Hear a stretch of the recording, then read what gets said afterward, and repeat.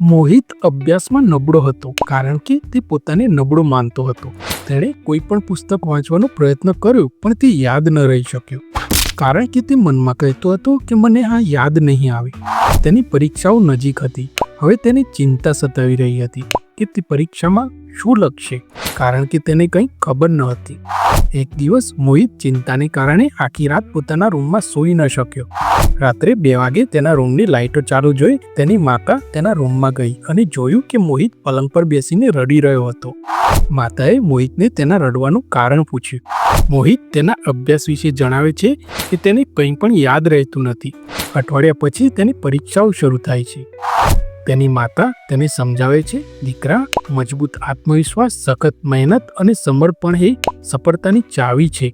જો દોરડું પથ્થરને વારંવાર ઘસવામાં આવે તો તે પથ્થર પર નિશાનો છોડી દે છે.